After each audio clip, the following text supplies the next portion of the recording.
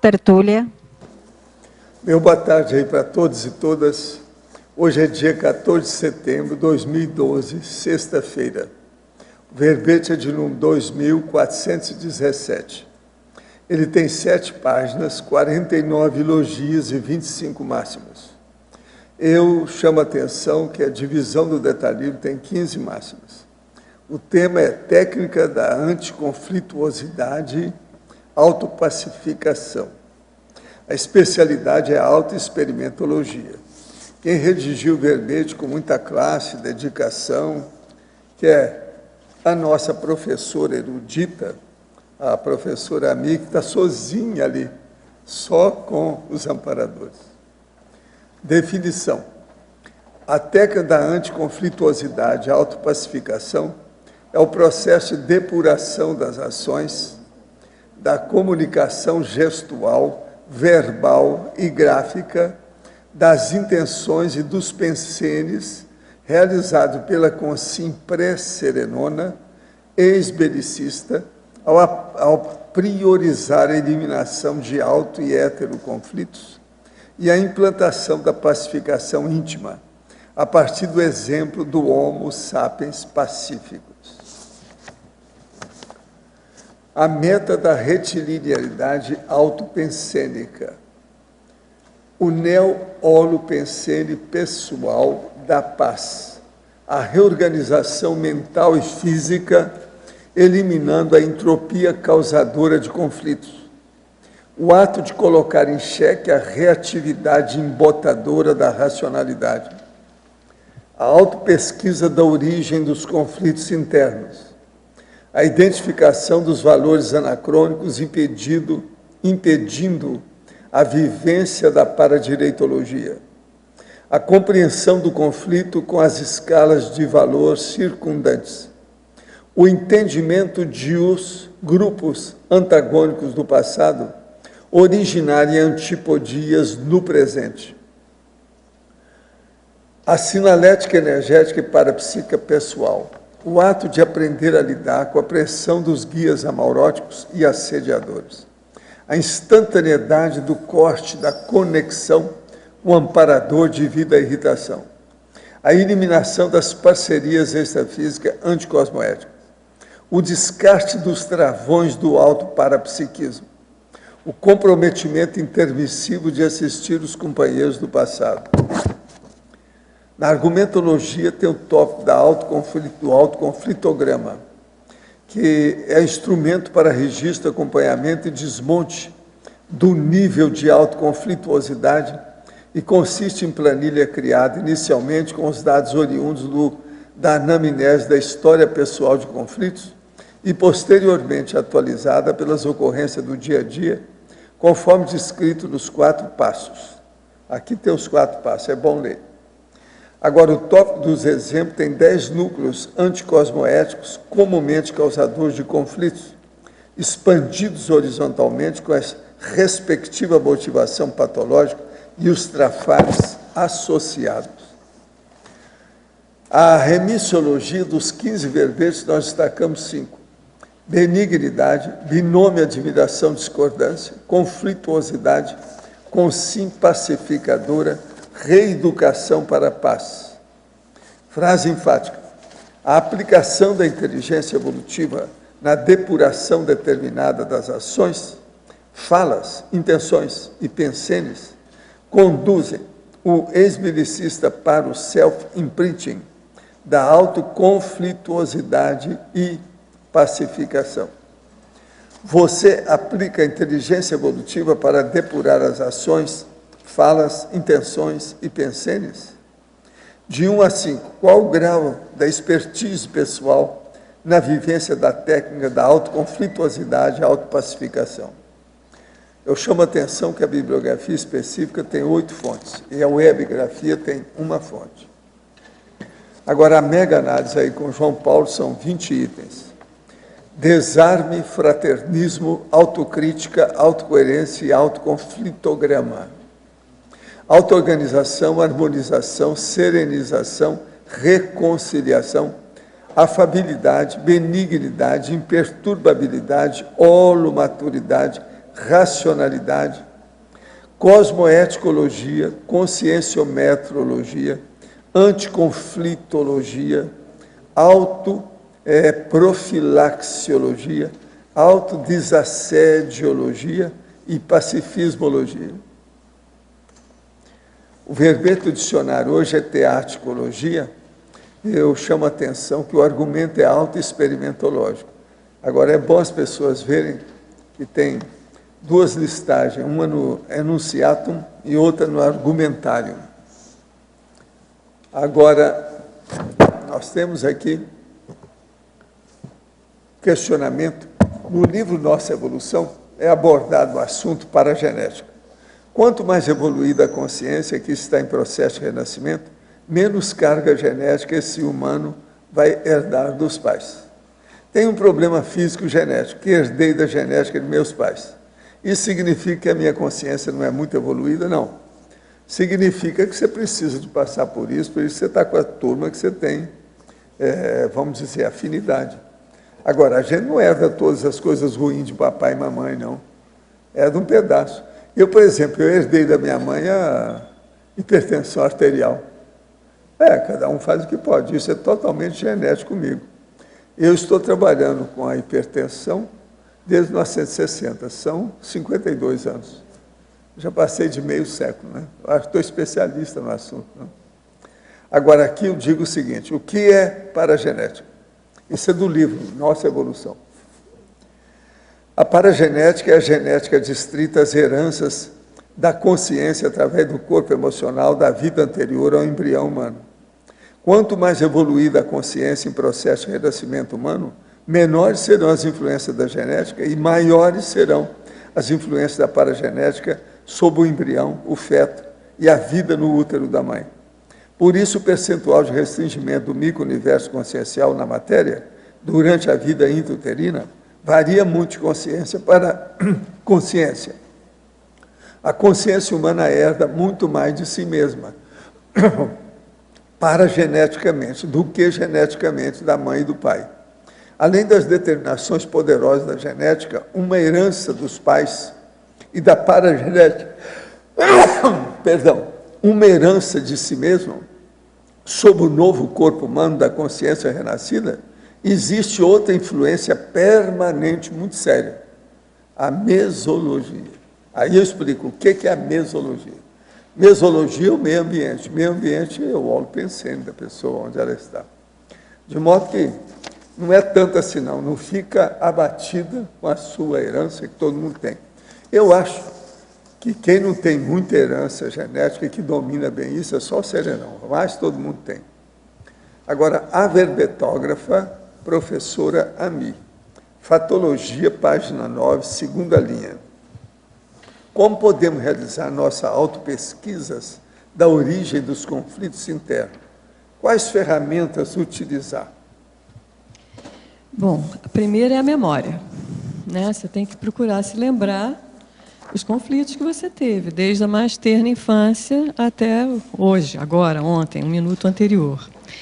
E, a partir dessa lembrança, é começar a aprofundar nas causas, porque antigamente eu tinha muita... Olha, a outra pessoa fez isso para mim. Mas, hoje em dia, essa desculpa não cola mais, né? Nós já sabemos que nosso compromisso é com a nossa intraconsciencialidade. Então, independente do que o outro fizer, nós deveríamos ser capazes de manter a nossa calma e não entrarmos nesse conflito. Então, todo conflito que a gente entra, que a gente morde a isca, que é um termo que eu uso aqui, já foi, né? Mas, de qualquer forma, é a maneira que você tem para estar estudando isso e revertendo esse quadro para não errar o mesmo erro uma segunda vez. Eu vejo que antigamente, eu tinha uma coisa, eu errei, eu me sentia tão mal, com tanta culpa, que eu não conseguia aprofundar no motivo que tinha me levado a errar. Então, com isso, eu errava a segunda, a terceira, a quarta vez. Agora, na fatologia, sétima linha, poderia nos detalhar a remasterização mental autoconsciente? Isso aqui eu usei um termo da música, né? A remasterização, você pega aquela obra que foi gravada analogicamente e ao você regravá-la já com os meios digitais, em que você faz uma limpeza de tudo, né, de todos aqueles ruidinhos que tinha, você consegue liberar numa remasterização digital, né? Então, aqui eu fiz essa metáfora, que é que a gente consegue fazer, né, à medida que a gente vai fazendo essa análise, fazendo a profilaxia dos erros, eliminando esses erros, a gente vira uma nova consciência, né? Uma consciência remasterizada, sem tanto ruído. Em tecnologia, página 9, terceira linha, poderia nos explicar melhor a técnica do desassédio pela afinização com a enciclopédia da conscienciologia e a técnica da maximização da interassistencialidade na quarta linha? Então, essa técnica da afinização com a enciclopédia, ela veio meio de trás para frente para mim. Primeiro, eu fiz a técnica, vi que fazia resultado, tinha resultado, e depois eu dei um nome a isso. Então, desde que começaram os verbetes, desde a primeira prova da conscienciologia, eu já não tenho mais muita memória, então eu resolvi fazer uma planilha, né, para poder estar colocando os dados, já que eu não iria conseguir ler aquela quantidade de material todo no tempo que eu precisava para fazer a tal da prova.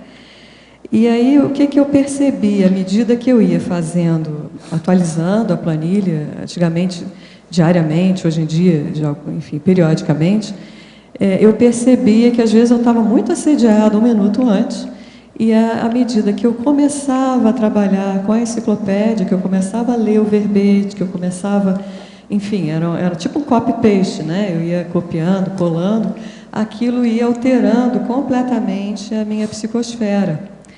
Era realmente uma afinização com a equipe da enciclopédia, é o que eu presumo, e isso fazia um desassédio muito grande. Então, eu vejo que muito do que eu consegui, em termos de reciclagem, eu devo a essa afinização com a enciclopédia.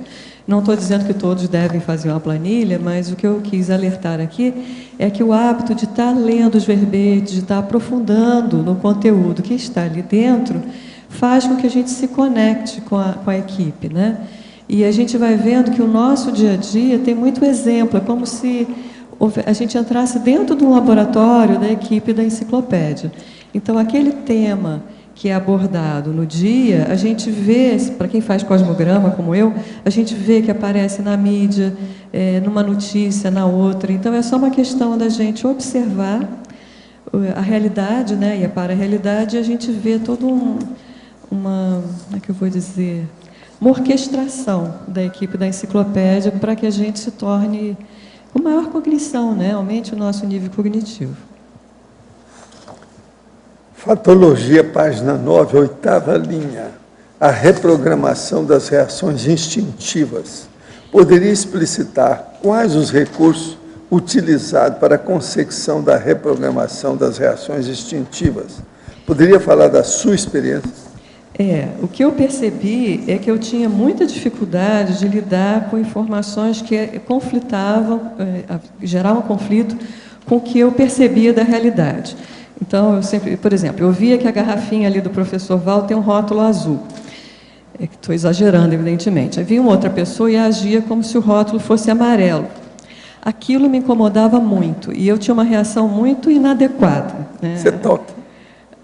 Aquilo já vinha... É o tipo de toque. É o toque. Isso é um toque sutil. Esse é sofisticadíssimo. Eu nunca tinha pensado nisso como toque, mas era como se as coisas tivessem que estar naquela ordem pré-concebida que eu tinha. Então, o que eu tive que ver? Primeiro, admitir que eu tinha isso. E que os outros não tinham, muita gente tinha. Eu acho que a minha mesologia tinha isso muito, então às vezes eu não percebia que não era universal, digamos assim. Mas aos poucos você vai observando que tem algumas pessoas que estão vendo que a outra pessoa não está vendo o mundo de acordo com o que elas veem, e aquilo não incomoda, não gera uma repulsa, nem uma indignação, né? Então, acho que a primeira coisa é você perceber que você é meio diferente da média, talvez até não da média, mas pelo menos é diferente de um certo grupo que não tem esse traço e que você pode usar como exemplo. A partir daí, você vai começar a observar, bom, eu não quero mais fazer isso. Agora, só dizer para mim, eu não vou mais fazer isso, nunca deu resultado para mim, tá? Porque desde pequeno eu tinha uma série de comportamentos que eu dizia, nunca mais vou fazer isso. E daí a pouco, dado o envolvimento emocional, e puf, fazia de novo. Então eu percebi que só dizer para mim que eu era contra aquela atitude não fazia com que eu não continuasse a refazer aquele comportamento inadequado. Então eu fui começar a observar quando é que isso acontecia. Aí que eu percebi, o meu problema maior, né, enfim, o prioritário ali naquele momento que eu estava abordando, era que eu não conseguia lidar bem com o fato das pessoas terem pontos de vista diferentes daqueles que eu considerava verdade absoluta. Então, eu tive primeiro que ter por que eu acho que isso é verdade e o outro não é? Então não é uma verdade absoluta. São valores que eu tenho e que outros podem não ter. A gente tem origens distintas, então eu vinha, ao longo meu ciclo multiexistencial, eu passei a dar valor para uma série de comportamentos que outras pessoas não dão. Isso não quer dizer que eu seja melhor ou pior que elas. Então, peraí. Deixa eu buscar entender o motivo, porque isso está diferente, e se eu posso fazer algum tipo de assistência aqui. Então, no início era assim, eu tenho que assistir aquela pessoa, porque ela não está vendo o mundo do jeito que ela devia ver. Né? Bem assim, isso, óbvio que não dava certo, né? Claramente não dava resultado isso. Então, aos poucos, eu comecei a me colocar mais à disposição de, bom, eu acho que isso aqui não é desse jeito. Então, eu me coloco à disposição para, se eu puder ajudar a pessoa a ver de uma maneira mais adequada, que eu possa fazer isso. Por outro lado, se a pessoa puder mostrar para mim que tem uma maneira mais adequada de ver, que eu possa compreender e aceitar isso. Então, se colocar à disposição para estar errado, para mim foi um grande passo, para eu começar a diminuir essa reação instintiva, porque eu já me colocava a possibilidade de estar errada. Então, nesse momento, estou sem...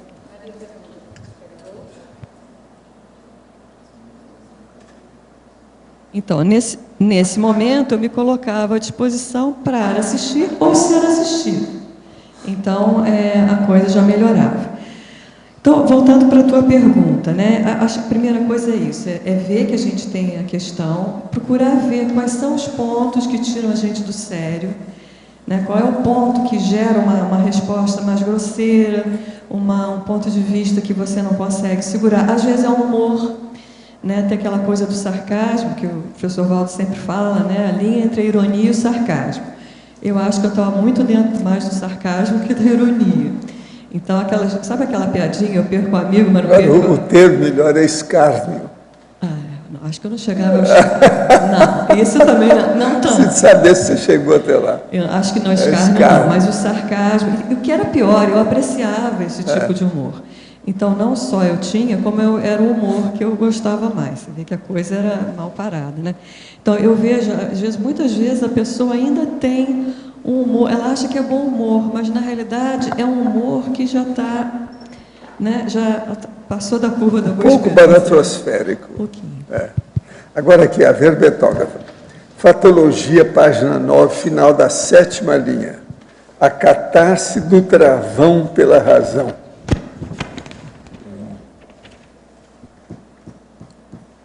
A tentativa, né? Acho que agora está bom.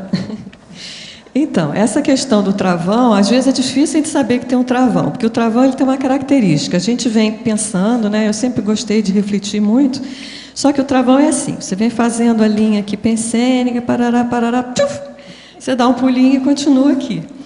Né? E aquela região ali é uma região de sombra, que dá um soluço, né? Se a gente não vê aquilo. Então, novamente, o primeiro passo é você perceber que tem uma região de sombra. Aí você consegue cobaia, ouvir o que os amigos estão falando, né? Até também não os amigos, às vezes os assediadores mesmo, o que eles falam da gente. E a gente perceber ali a região de sombra. Então, eu percebi que o meu maior problema era as emoções. Né? Entrava na emoção, eu não sabia lidar com aquilo, então eu agredia, ou então eu magoava, não tinha um posicionamento mais proativo, né, de tentar resolver aquele conflito de uma maneira racional, né? Então, a racionalidade é isso, é você ir aos pouquinhos, não, eu tenho um problema aqui, deixa eu começar a pesquisar isso, deixa eu olhar as pessoas que não têm esse problema.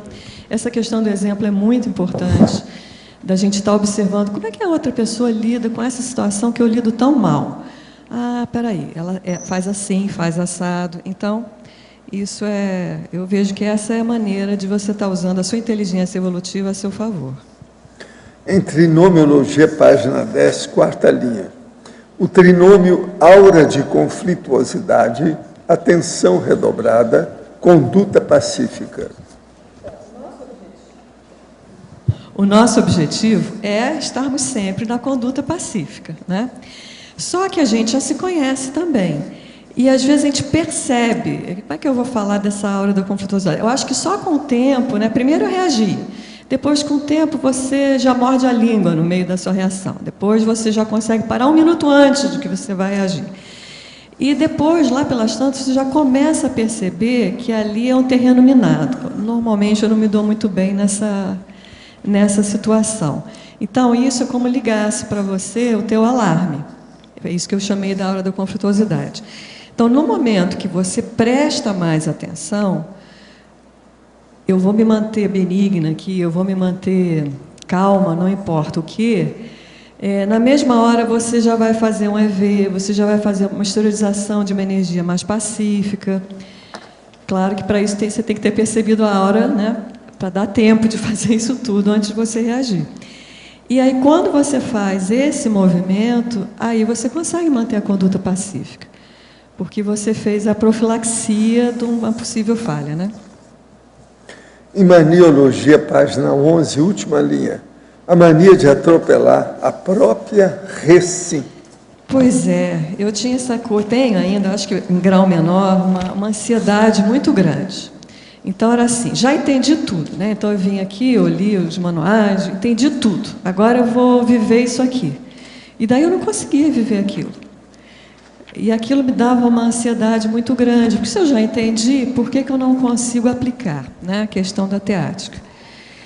E isso, novamente, me levava para mais ansiedade, mais emoção, menor a chance de eu estar conseguindo efetivar a reciclagem, porque a razão dava uma voltinha, né, já que imperava as emoções. Então, é isso que eu quis dizer. Para a gente conseguir fazer a reciclagem, tem que ter uma dose de calma e uma dose de compreender. Eu não sou ainda, ou não estou ainda do jeito que eu gostaria, e vai ter um período, vai ter uma fase. Isso leva algum tempo, né? O fato de eu entender não quer dizer que eu já consigo implantar. Então, é não deixar a ansiedade tomar conta, ao mesmo tempo valorizar as pequenas vitórias, né? Isso era uma coisa que eu tinha dificuldade em fazer. Ou era 0 ou era 1. Ou eu tinha feito tudo do jeitinho que eu achava que tinha que ser feito, ou então eu tinha falhado redondamente. Então, ora, se eu já consegui morder na língua no meio da frase reativa, pelo menos eu não falei a frase toda, né? Então, eu consegui valorizar. Da próxima vez, eu paro um minuto antes, né? Mas eu falei, não consegui de novo, né? Então aquilo não ajudava. Não, o autoconflito era o tempo todo, né? A verbetógrafa, em Binomiologia, página 10, segunda linha. Poderia comentar o binômio recuo estratégico, retorno homeostático? Tem a ver com esse anterior, né? Então, é tipo assim, aqui é um terreno minado, né? Normalmente, quando se discute... Eu acho que todo mundo já tem isso, né? Não tem um dito que diz, a gente não discute religião nem política? Todo mundo já sabe que quando começa a discutir determinados assuntos, a chance daquilo dar um problema é muito grande. Não estou querendo dizer que hoje em dia eu não discuto nenhuma das duas coisas, mas é um exemplo de um terreno que você sabe que você é mais minado ou não. Então, naquele momento, às vezes, a pessoa vem e até vem aqui, sabe aquela bola que vem rolando assim, que antigamente você ia lá e fazia um gol no conflito? Você agora não vai fazer, você vai dar uma recuada, né? Vai dizer, não, isso aqui não é para mim, ou não vou entrar nesse assunto, porque esse assunto aqui... E aí, nesse momento, você, novamente, né, você fez a profilaxia de não morder a isca, você pode trabalhar as energias, exteriorizar, né, entrar numa atitude benigna frente àquela... Porque, às vezes, a pessoa que botou aquela isca ali para você, ela não botou a isca sabendo que era uma isca para você. Né? Às vezes ela está com a dificuldade dela, só que às vezes a dificuldade é comum às duas partes. Então, o menos doente tem que ajudar o mais doente. Então, você espera um pouco, trabalha um pouco as energias, entra mais em contato ali com o amparo, e se você sentir que entrou na homeostasia, daí você já pode fazer o retorno homeostático. Professora, as técnicas de laboratórios realizadas no CAEC podem ser feitas em casa? Poderia esclarecer? Sim, uma muito boa chama-se TENEPS, não é isso? O mais é você que tem que ver. Por exemplo, a técnica da imobilidade física vídeo, muita gente faz em casa. Eu recomendo a técnica do cosmograma. O cosmograma é muito bom fazer em casa. Agora aqui outro. Professor, no meu cotidiano estou tentando manter o holopensene rígido. Sou tenepsista, tento estar sempre vincado no holopensene da Conscienciologia, faço meus estudos diários, minha autopesquisa, mas mesmo assim, sem motivo aparente, vez ou outra pipoca em minha cabeça, pato pensando principalmente de cunho trágico. Passei por problemas familiares, exemplo com pai alcoólatra e acidente de percurso. Situações que não ocorrem mais atualmente. Atribuo essa patopensenidade ao que chamo de síndrome da falta de adrenalina, mas mesmo detectando o problema, não sei como lidar com ele. O que posso fazer para acabar com esses patopensenes? Não, o ideal é usar mais energia e parapsiquismo. Olha o EV. Outra coisa, você não precisa ficar sempre vincado, como você fica vinculado, é melhor, aí no caso. Fica vinculado com as energias dos holopensenes positivos. Isso é que é importante. Agora, eu penso que o EV é que pode ajudar mais você aí. Eu não acho que você tem assédio não, tá? Pelas coisas que eu senti aqui, porque eu já estou lendo já há algum tempo aí a sua mensagem, não há assédio não, o problema é você. Tenha mais confiança no que você está fazendo. Eu acho isso importante. Agora, Arindário, por favor, a professora. A minafatologia, terceira linha, a identificação dos valores anacrônicos impedindo a vivência da paradireitologia. Arlindo, eu descobri essa questão dos valores anacrônicos quando a gente fazia aquela dinâmica da desperticidade. Lembra? De período a gente fez juntos. E a gente lia uma página de 700 experimentos sobre a desperticidade que dizia que o desperto não tinha nenhum princípio anticosmoético. E daí eu falei, mas eu também não. Ou será que tenho? Né? E a partir desse meu autoquestionamento, mas será que eu tenho um princípio anticosmoético e nem me dou conta? Eu cheguei à questão dos valores. Então, eu percebi, que até comentei antes com relação ali à garrafinha se azul ou amarela, né? Eu percebi que eu tinha uma escala de valores que muitas vezes não era a cosmoética. Em que sentido? Eu dava muito valor a resultados intrafísicos, até pela minha profissão, né? Engenheiro tem que realizar, né? Então, eu tinha muito orgulho, digamos assim, profissional, de ser capaz de fazer um planejamento, um projeto e ver aquilo realizado. Então, por exemplo, o período que eu cuidei de eventos, né? Eu sabia que eu tinha que pegar, fazer aquilo e tal. Mas o que eu percebia também é que, muitas vezes, eu passava por cima das pessoas, né? Naquele afã de realizar aquela tarefa, eu dava muito valor a realizar aquela tarefa, e não valorizava tanto, às vezes, um colega que estava trabalhando comigo, e naquela pressa, né, era um outro valor que eu tinha, era a questão da pressa, esse eu tive que aprender que não é um valor, porque a realização intrafísica não é que não seja um valor, mas na escala de valores é que eu estava colocando ela acima de, por exemplo, eu estar ajudando o colega, ou estar percebendo a dificuldade dele, ou estar readequando o ritmo do trabalho de maneira que ele continuasse participando.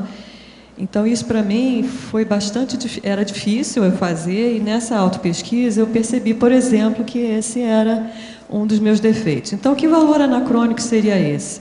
Eu acho que todo desportista, né, ou mesmo belicista, né, que é a origem primeva, né, é a pressa, né, você tem que ter o resultado, você tem que ser o primeiro lá da corrida, não é? Então, aquilo era um valor para mim. E eu tive que ir demolindo esse valor. Outra era a questão do justiceiro. Eu era extremamente justiceira. Quando eu era, desde criança, né, literalmente eu puxava a espada para defender os pobres e oprimidos. Ora, isso é um valor lá de uma vida anterior. Isso eu já sabia que não era um valor a essa altura, quando eu tive essa dúvida na dinâmica. Mas, de qualquer maneira, eu sempre tenho que prestar atenção para esses grupos que a gente veio no passado. Então, eu fui de uma determinada, sei lá, eu fui do utilitarismo. Você nunca foi, né? Eu sei que você é da outra linha lá da filosofia. Então, eu vou dar muito valor para as coisas práticas. Então, eu vou ter uma conversa contigo. Você já dá valor para a filosofia teórica. Você né? Então, típica de anglo-saxônico, que é essa utilitarismo. Do utilitarismo, né? Então, repara, eu vou... Mas é uma filosofia também. Sim, mas hoje em dia eu vou pegar o que interessa do utilitarismo e cuspir em cima de outras coisas, entende? Então, se a gente não olha para trás, essa é a minha hipótese aqui, se a gente não olha para trás e vê quais foram os ismos que a gente pertenceu no passado, a Rose, acho que a Rose não está aqui, Rose Salles, né? Mas ela já deu vários exemplos aqui, né? Como para ela determinadas coisas lá do socialismo, ou mesmo comunismo, não tenho certeza se ela abraçou o comunismo, mas digamos que a pessoa tenha vindo disso numa outra vida. Vai ser muito difícil ela não, de vez em quando, não entrar com uma coisa... Ela vai ter que fazer esse desmonte, ela vai ter que fazer essa pesquisa do que é que ela valorizou muito e depois fazer aquele contraponto. Isso aqui sei lá, digamos que seja lá o comunismo. Tem tais e tais e tais pontos positivos, nem que seja na teoria. Mas na prática, levou a isso, isso, isso e isso. Então, com isso, você desmonta aquelas ilusões, sabe assim, umas nostalgias que a gente tem pela filosofia. Mas o utilitarismo tem muito a ver com a teática. E Sim, se for bem utilizado, é uma boa. Eu não sou contra o utilitarismo. Mas o que eu quis dizer é que você tem que estudar, essa é a minha proposta, você estuda toda aquela filosofia. E você pontua as coisas que não são adequadas ali. Porque se você não fizer isso, normalmente vem o bolo todo junto. Você vai pegar o positivo e o negativo, defender também, entende? Pelo hábito anterior. É isso que eu quis. Agora, na fatologia, nona linha, a mudança dos papéis na família nuclear. Isso aqui, eu não sei se acontece com todos, mas comigo, eu adquiri uma certa pacificação aqui antes de eu conseguir ter isso na minha família. Porque quando eu voltava, aqueles papéis já eram fixos, né? Então, um falava uma coisa, outro falava outra e pum, lá eu fazia a minha fala habitual, antiga, anterior. Né? Porque a coisa aquilo já é quase um vício familiar, né? Um fala um comentário, o outro vai falar o outro, aquilo aumenta e você responde. Então, no momento que você não morde mais essas iscas daquele papel antigo, automaticamente você não né? Sabe teatro? Tem a fala, e você não fala mais a fala que é tua. Aí os outros atores vão ter que falar outras falas, não vão? Porque já que você não respondeu daquela maneira, não tem como eles também responder aquela tua fala. Então, quando você muda o seu papel, não agindo mais da maneira como você agia antes, automaticamente há uma remexida na família toda. Que pode ser para melhor, ou enfim, pode ser também de te tirada, né? Ou não, você não é mais a mesma, não quero mais saber de você. Comigo não aconteceu isso. Eu acho que todo mundo gostou da nova versão. Preferiu. Tá bom, obrigado. Hein?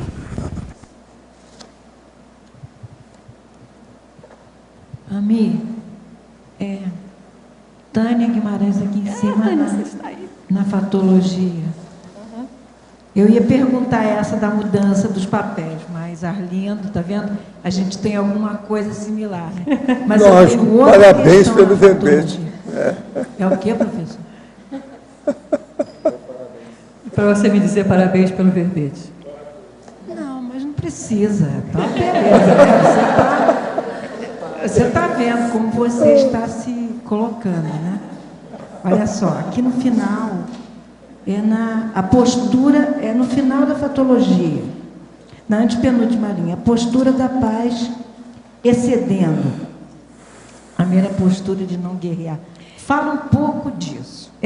Aqui na verdade eu tive uma revisão, né? Eu tinha colocado, talvez tenha até sido um pensamento em inglês, né?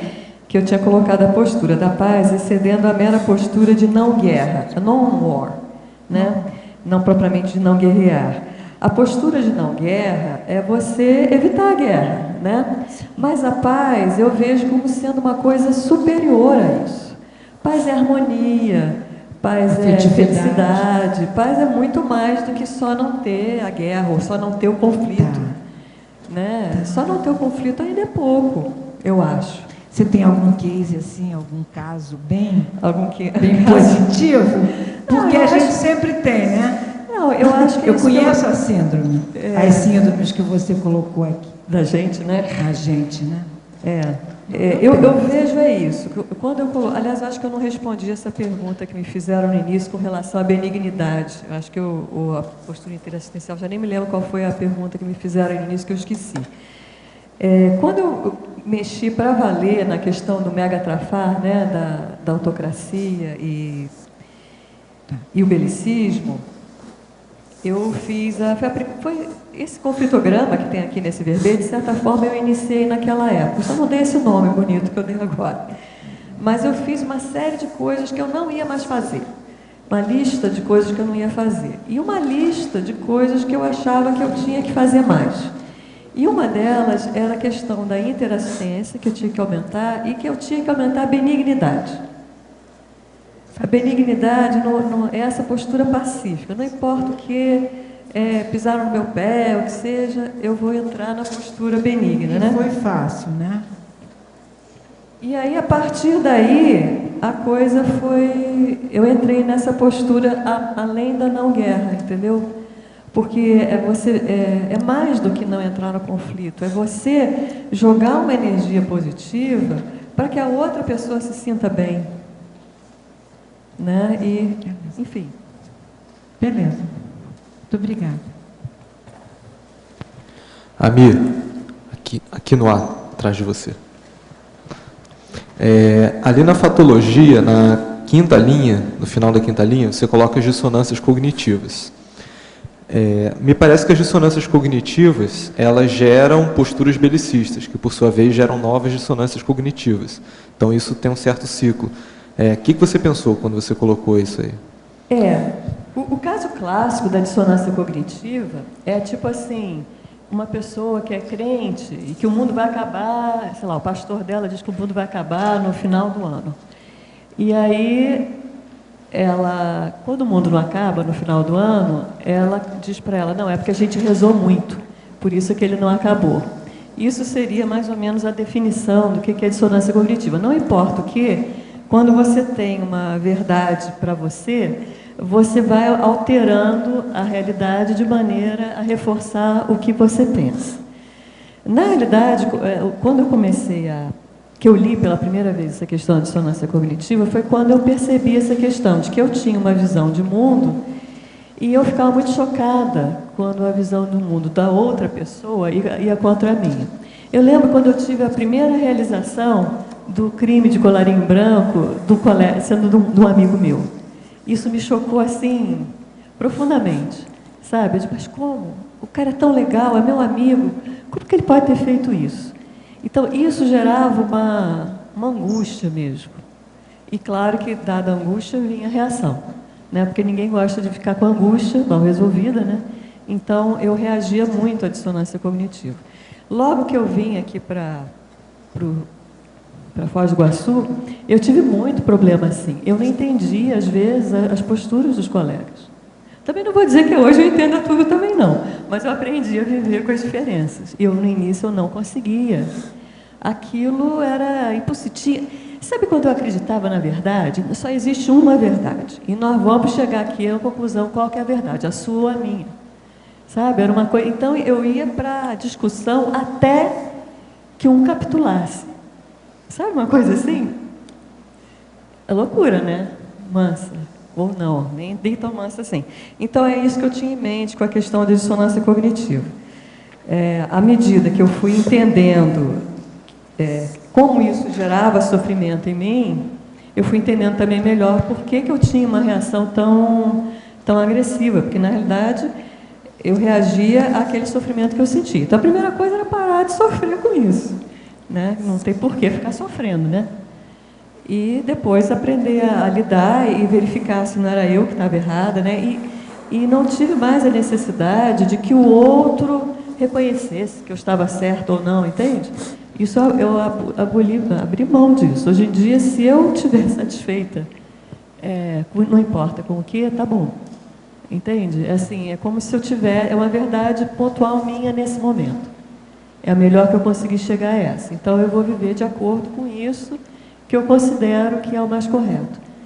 E se o outro não está vendo dessa maneira, ótimo, né? Ele também está vivendo da maneira que ele acha mais correta. Eu tive que aprender a lidar com isso. Eu acho que foi o maior aprendizado que eu tive aqui na Cognópolis, foi esse. Ok. Ami, na sua definição, você faz um contraponto aqui em técnica e você fala que essa técnica e depois você busca, de certa forma, decifrar e escrever alguns processos, né? Enquanto técnica de olhar suas vivências e refletir.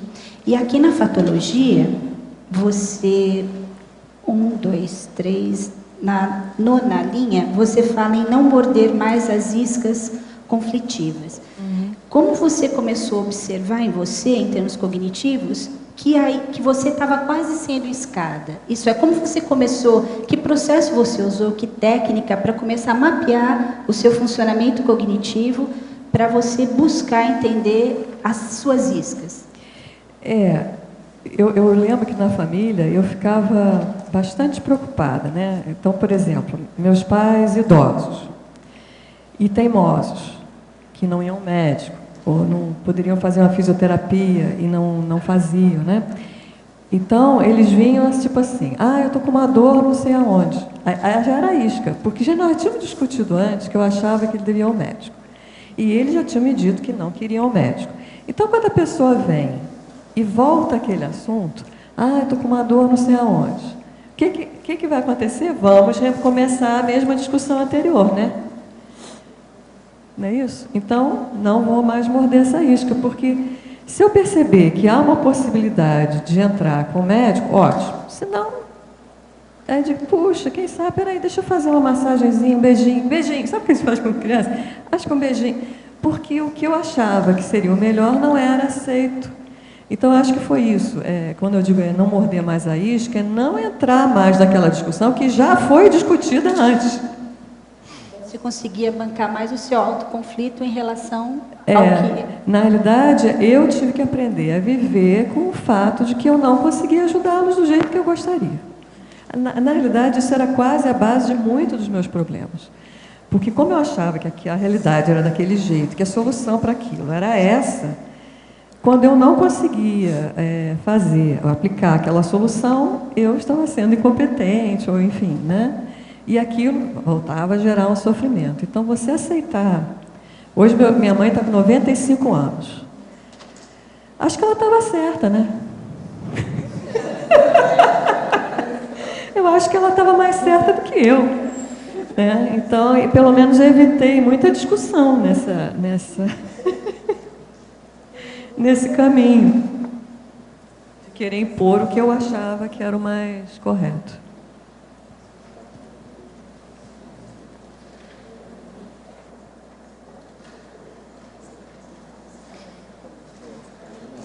Ami, aqui em cima. na parafatologia, na terceira página, na terceira linha, você fala na eliminação das parcerias extrafísicas anticosmoéticas. Pois é.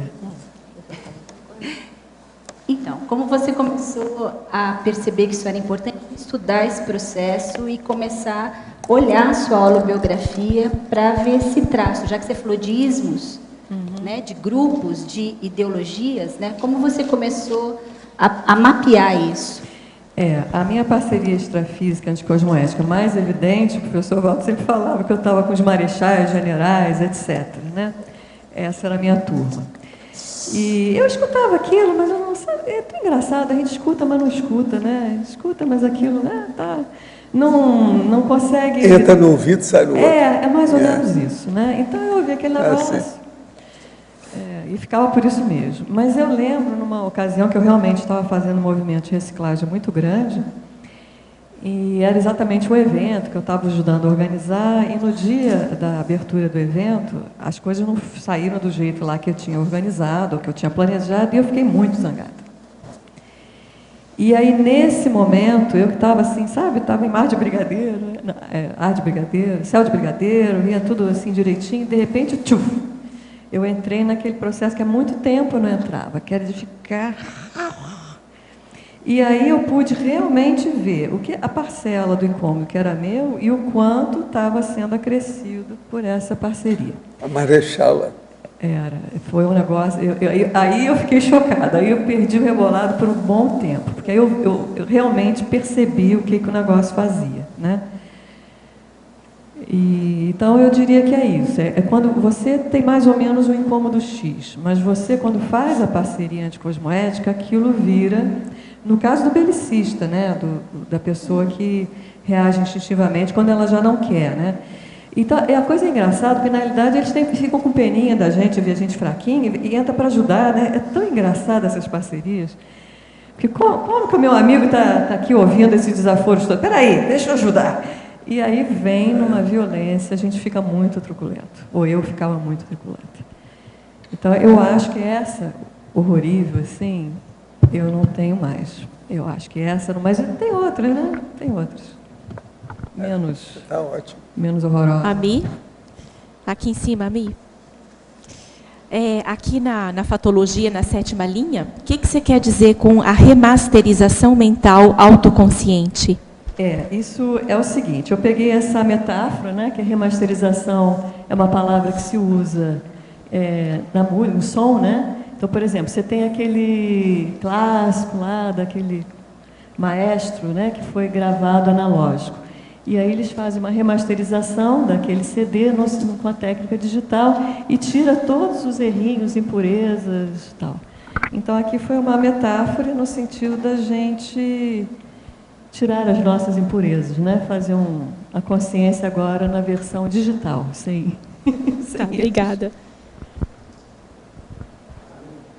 Aqui na página 12, lá nos exemplos, lá embaixo da página, o 3º exemplo, perfeccionismo, orgulho, eu queria que tu falasse da relação do orgulho com o belicismo, que parece que andam, se não sempre, quase sempre juntos, né? Porque na realidade...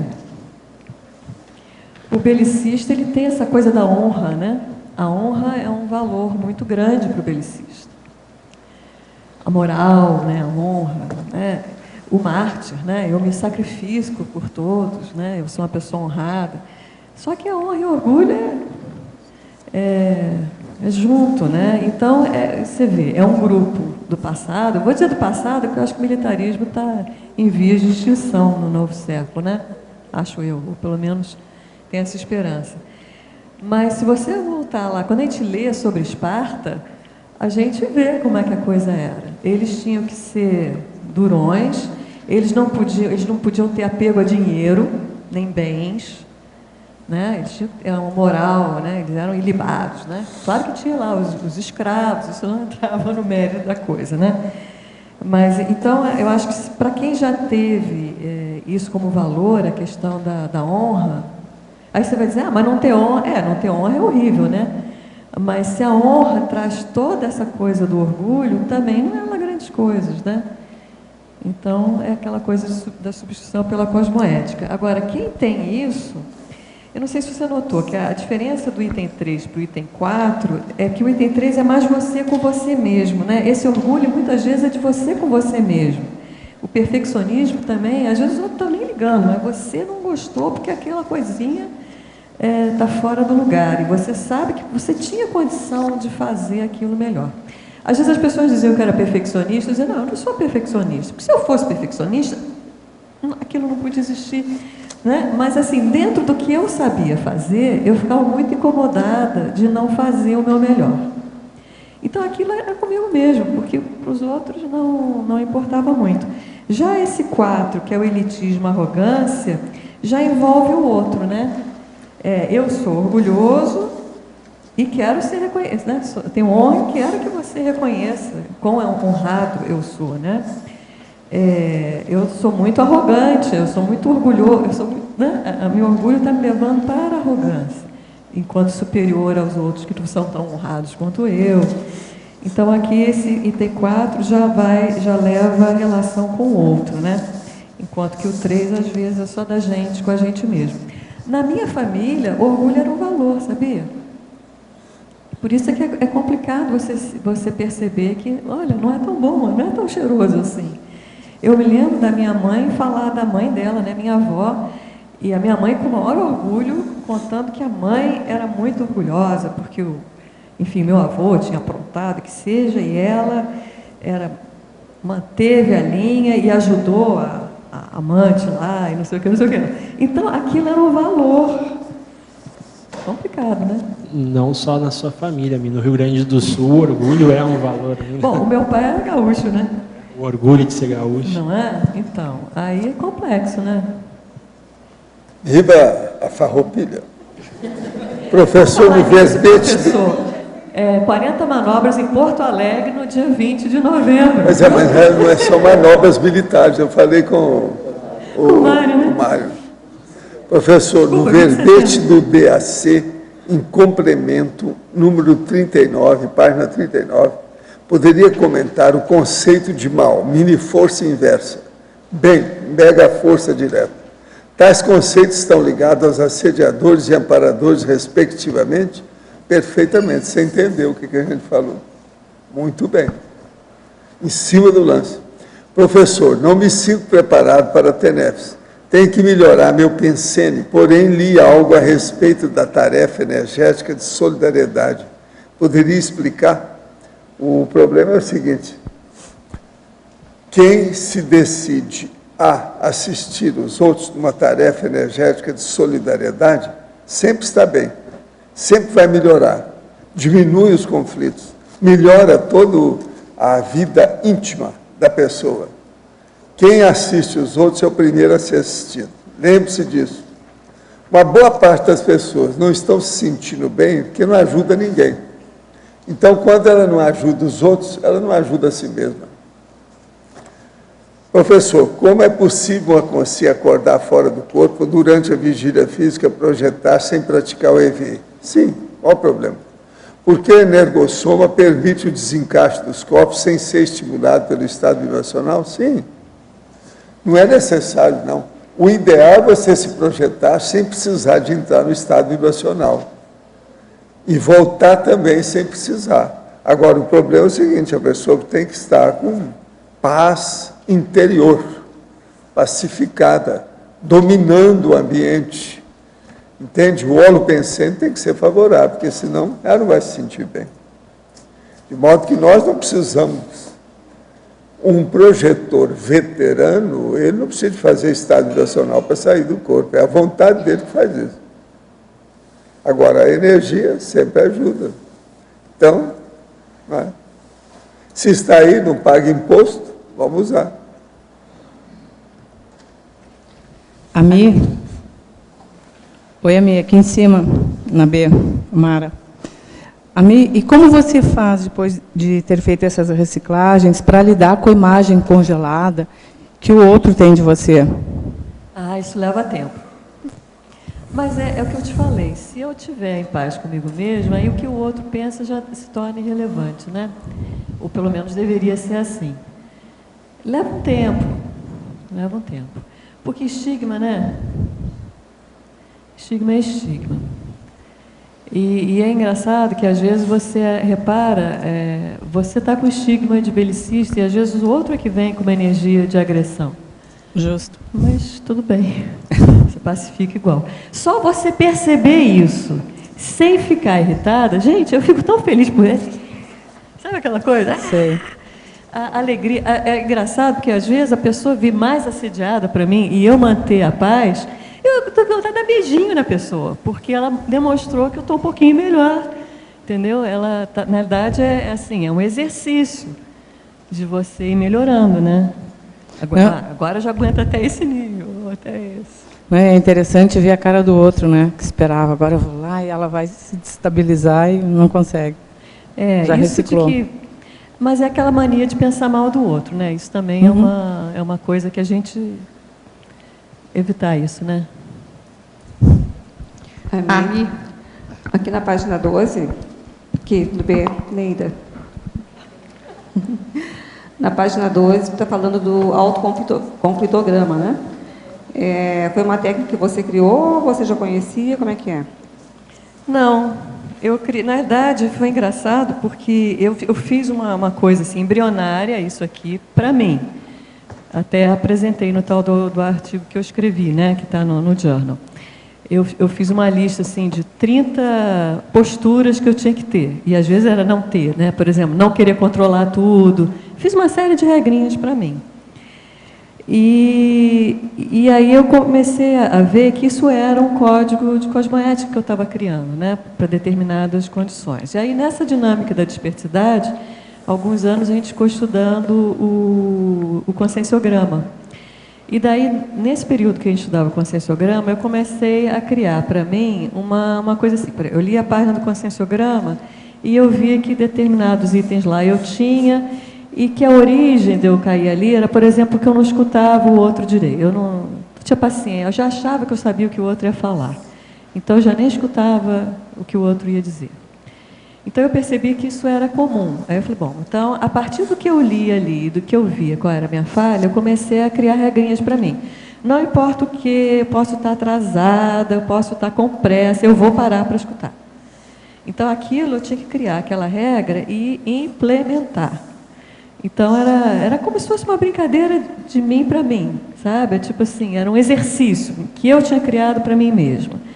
E quando eu não segui o exercício, acho que só eu sabia que eu não tinha seguido, mas eu sabia, né? Então, eu fui criando. Então, naquela ocasião, eu comecei a criar essas pequenos códigos de cosmoética, que você vai dizer, não escutar o outro é anticosmoético. No meu caso era, porque era repetitivo, era recorrente. Então, né? Eu considerava que para eu sair dessa condição, eu tinha que realmente botar uma regra para eu poder sair daquilo. Quando eu fui escrever aqui o verbete, veio uma ideia de, então, sistematizar isso mais. E depois que eu fiz, eu comecei a aplicar. Né? É tudo meio ao contrário isso. Primeiro a gente escreve, tem a ideia, depois se aplica. É bem curioso isso. Então, eu tenho tentado aplicar isso e eu percebi que eu já adquiri algumas coisinhas a mais. Assim. Eu consegui um método que, para mim, vai me ajudar muito. Espero que ajude vocês também. Deixa eu perguntar uma coisa para a tia Mia. Aqui na patologia, na linha 6, bem no finalzinho, você colocou assim, ó, o desarme racional e paulatino do autoconflitograma. Sim. Não seria da autoconflitividade? Porque você acabou de dizer que esse autoconflitograma é uma técnica, é um instrumento, né? O desarme é racional. Mas na realidade, o autoconflitograma não é uma técnica, né? É essa planilha aqui. Sim, é uma planilha que vai te ajudar. É um instrumento. Então, mas se ela estiver vazia, não tiver mais nada lá, acabou, né? Você não tem mais conflituosidade. É nesse sentido que você colocou? É nesse sentido. Mas talvez você tenha razão. Ficaria mais correto, né? O conflito. Né? Foi, esvaziou. Ih, pode jogar fora que não precisa mais, né? Entendi. Obrigada. Acho que vai levar um tempinho para ele esvaziar. Seguindo a linha da colega, a questão do controle. Você disse que então você começou a se autocontrolar para parar de heterocontrolar. Foi mais ou menos nesse sentido. Sim. Autocontrolar em todos os aspectos. Eu botei regras para mim. Não vou mais fazer isso. Eu vou segurar essa impulsividade. Aí ajuda, né? No início é engraçado, sabe, Rafael? Porque parecia assim, cara, eu não ligo mais para os outros. O treco era tão doentio que eu achava que quando eu não estava preocupada com outra pessoa, é porque eu não estava ligando para ela. Sabe um negócio assim? É meio doente, né? para não dizer total, E né? acontece nas melhores famílias. Né? Então era assim, puxa, eu não penso em fulano há tanto tempo, nossa, eu não ligo, parece que eu nem gosto. Sabe, assim, eu gerava um certo incômodo, eu senti falta. Era um hábito, era tão antigo esse hábito, que ele ficou meio que um vácuo ali. E aí eu dizia, não, mas se eu não pensei nisso, é porque está tudo bem com outra pessoa. Se a pessoa precisar, ela vai me pedir. Então, peraí, será que eu tenho que colocar mais claro para a pessoa que eu estou à disposição? Então, eu fiz alguns movimentos nesse sentido, de chegar e dizer, olha, se precisar de alguma coisa, pode ser que a outra pessoa não perceba, né, que eu parei de ficar assim, mas eu continuo à disposição, enfim. Você sabe que essa questão do controle é muito difícil de você identificar nas minudências. O grosseiro é mais fácil, mas o pequenininho é bem complexo. Porque, às vezes, um simples fato de você enviar uma mensagem para alguém, ou um pequeno detalhe, você já está caindo de novo nesse trafar que você quer tanto... Primeira coisa é parar de julgar, né? Dar conselho. Conselho. Se a pessoa pedir uma coisa, a gente dá meio esquisito. Desconfia. Ok. Tudo bem?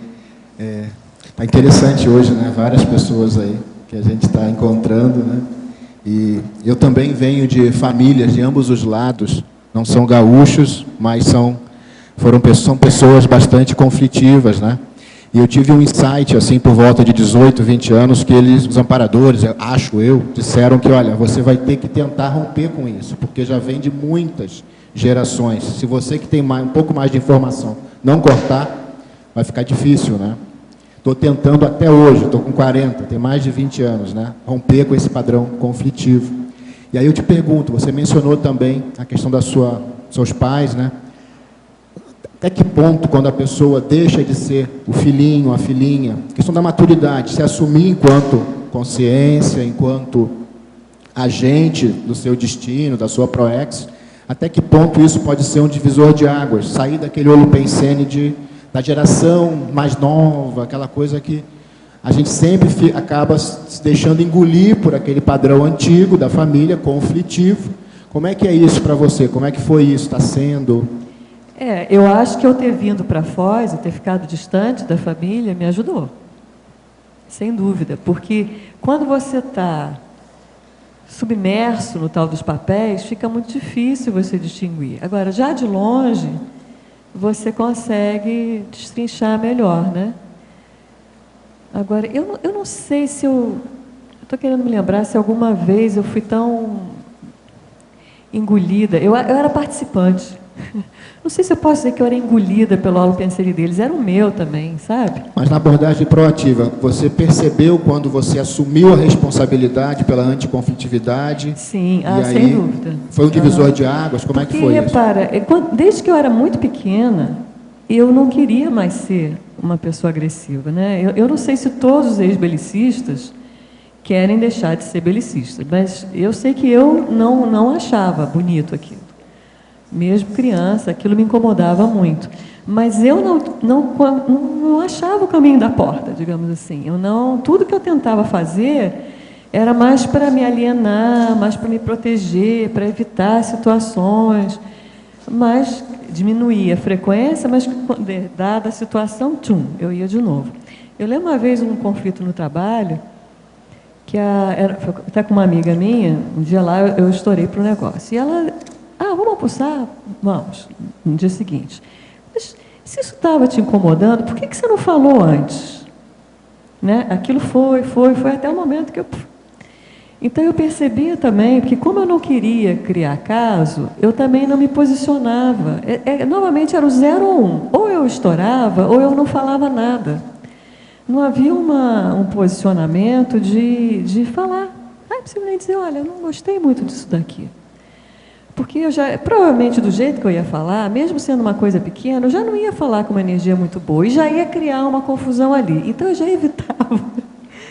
Aí tinha uma hora que aquele negócio pegava, né?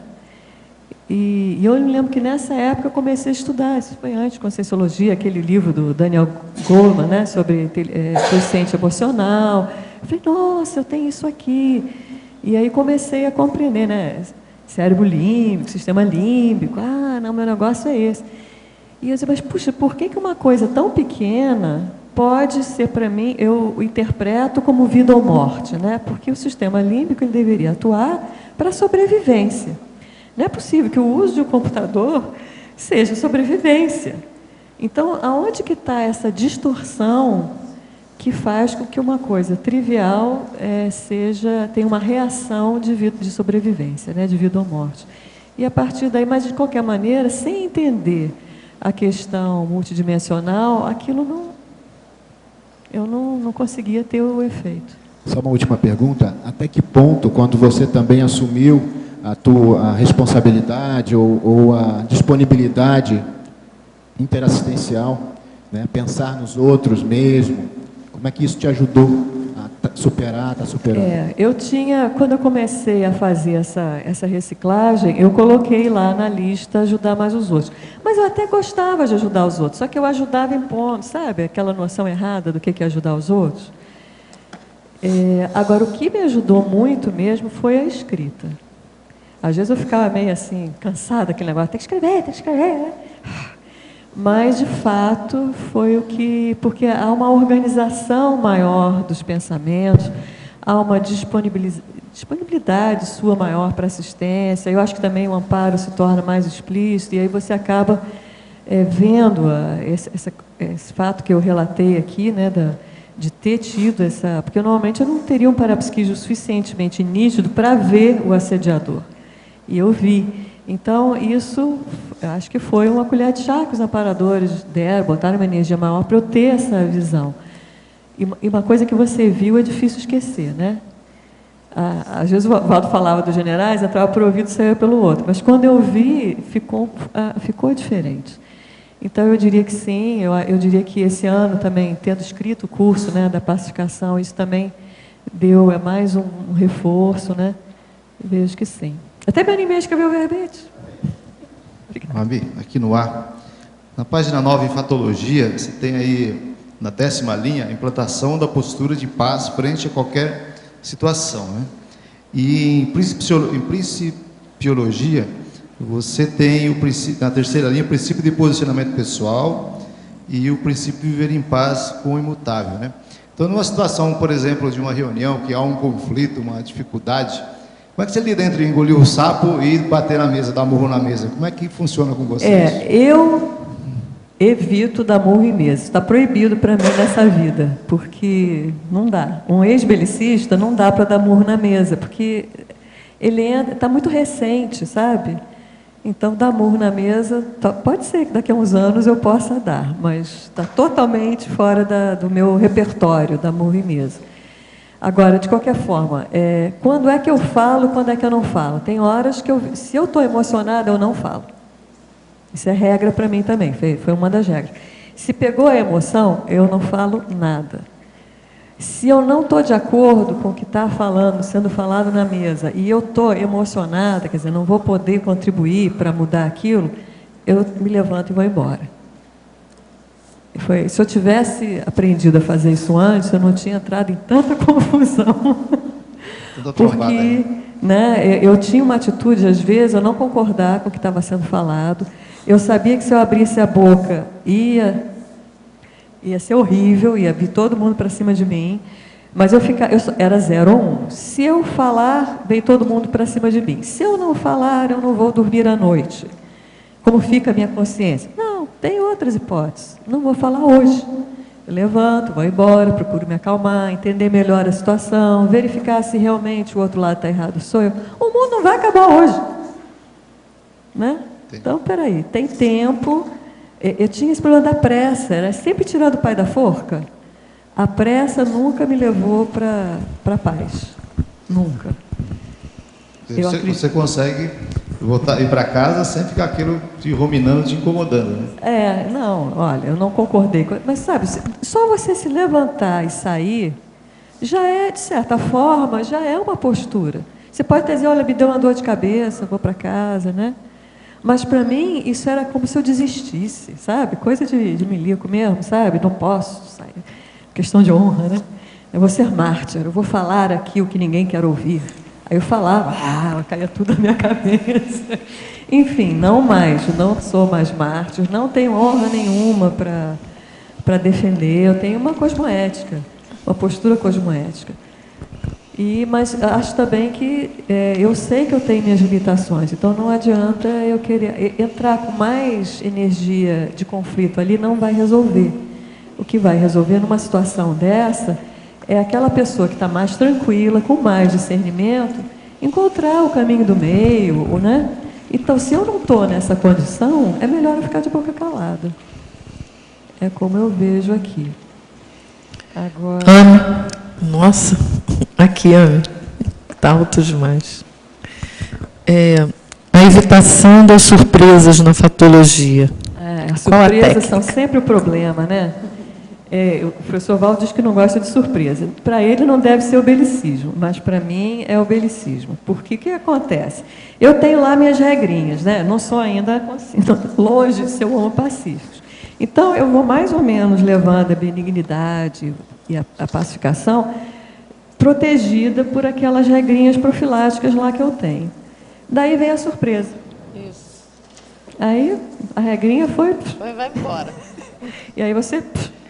A única vantagem é que você abre o seu conflitograma, novo item. Né?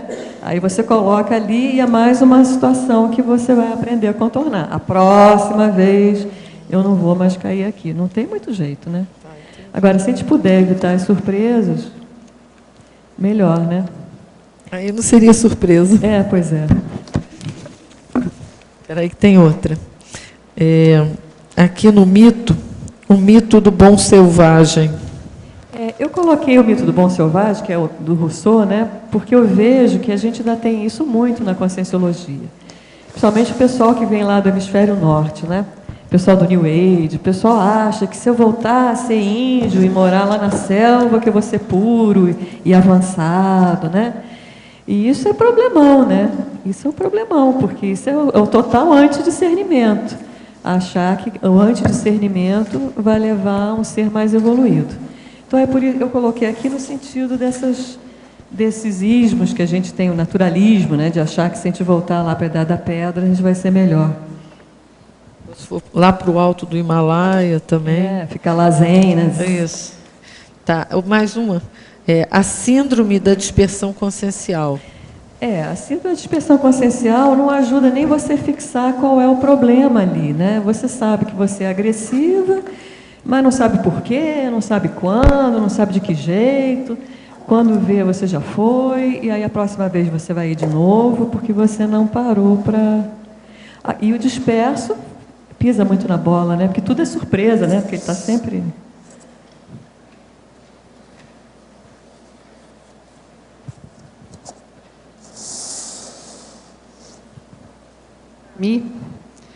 Na principiologia, o princípio de viver em paz com o imutável. Imutável, né? O Fernando Como é que começou a faz? perguntar e depois a gente se desviou para outra coisa.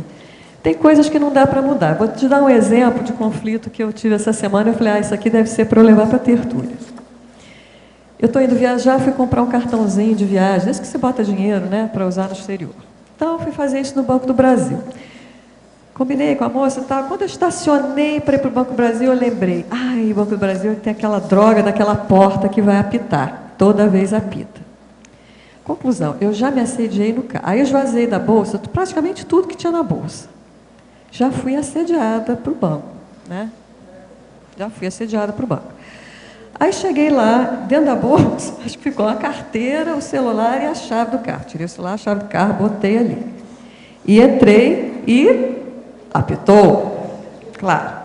Aí eu tirei a bolsa, já fui pisando duro, assediadérrima, botei a bolsa lá. E aí o guardinha adorou. Aí que ele pedia para eu abrir mais a bolsa. Aí eu fui, entrei pisando duro no banco e entrei ali enfim, para falar lá com a minha gerente de conta. Aí a mocinha perguntou, foi só aí que eu me dei conta, sabe, do meu estado. Até então eu não estava dando conta. Ela perguntou, tudo bem com a senhora? Estava melhor antes de eu entrar aqui. Quando eu ouvi eu falando isso, eu digo, nossa, ups, Peraí, para quem está na técnica de conflituosidade e autopacificação, está duro, né? Isso é essa semana. Então, conclusão. Respirei fundo, joguei melhores energias, joguei energia lá para o guardinha, porque o guardinha deve ter tido dor de barriga nesse dia, no mínimo. Joguei para a minha tudo mais, e aí eu falei, não. Fiz lá o que eu tinha que fazer, e no final eu falei, não, eu acho que eu estou calma o suficiente para falar alguma coisa. Tô. No final eu falei, olha só, essa porta daqui é muito esquisita, né? Aí a gerente disse, você sabe que todo dia ela apita com a gente também. Porque antigamente a porta era menos ruim, mas essa está muito ruim. Mas tem uma lei municipal que impede não ter essa porta. E eu todo dia, sabe o que eu faço? Todo dia, quando chego, eu mostro a minha bolsa para o guarda e aí ele libera a minha passagem. Isso é a gerente do banco.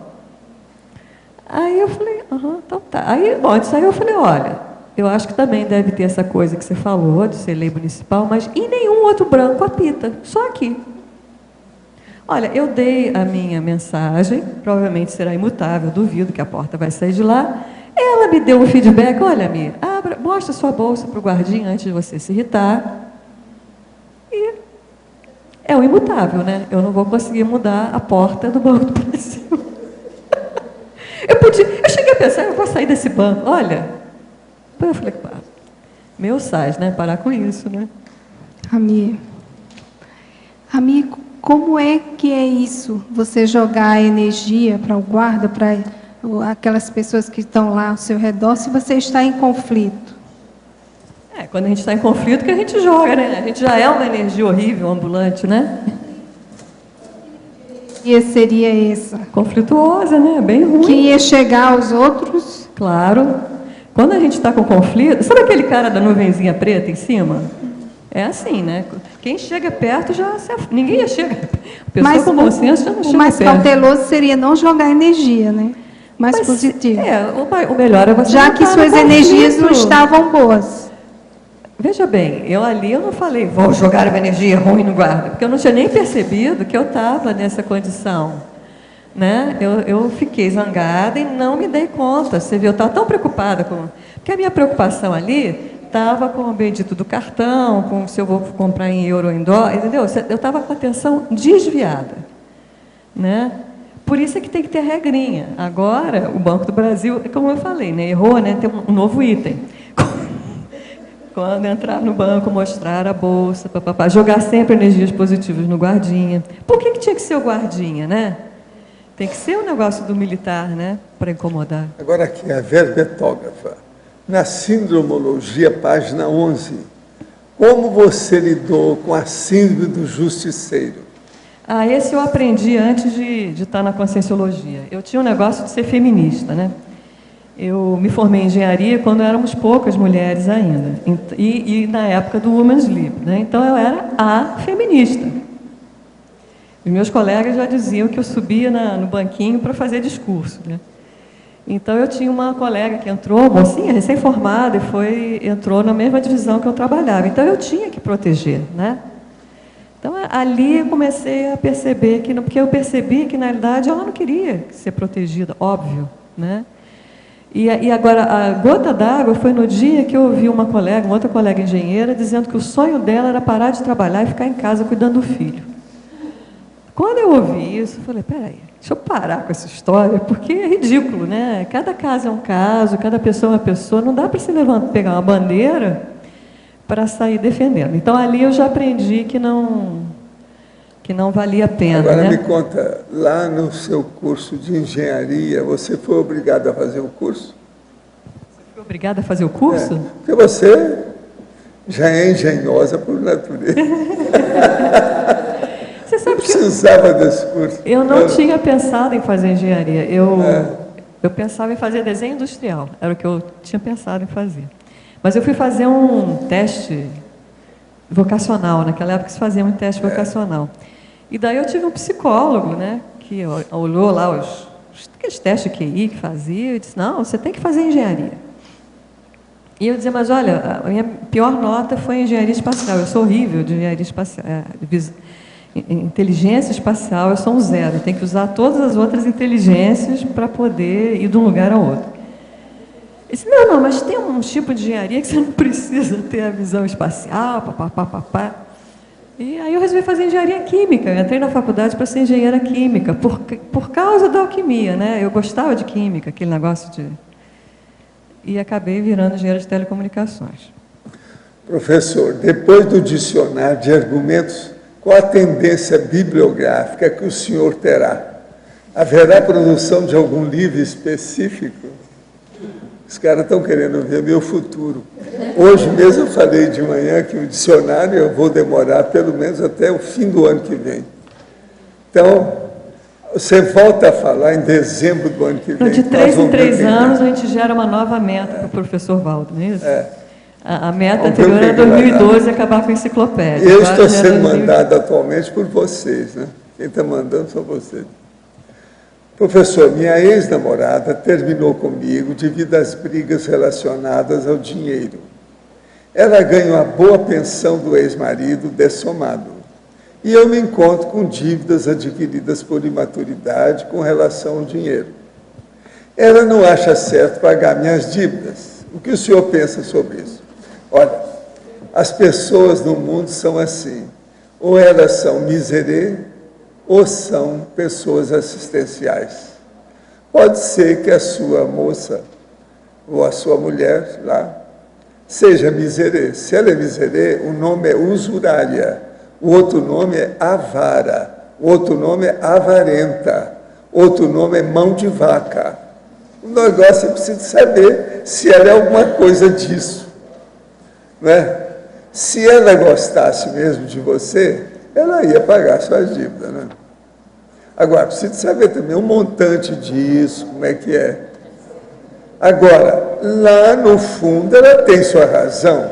Se você mesmo reconhece que você adquiriu dívidas por imaturidade, você tem que funcionar. Agora, você não está trabalhando, não está ganhando dinheiro, o que é que falta com você? Qual é o problema? Você não é homem? Vamos trabalhar, vamos arranjar o dinheiro e pagar isso aí. Agora me conta, você deu um jeito de ficar com a namorada por causa do dinheiro dela? É outra pergunta que a gente precisa perguntar, né? Se foi, ela fez muito bem de ir embora. Tá certo? É um buraco negro financeiro. Agora, então, isso aí nós precisamos, para dar uma opinião, saber de determinados detalhes e fazer uma anamnese, uma semiologia com ambos. Primeiro com ela, depois com ele, depois com os dois juntos. Aí a gente poderia dar uma opinião, né?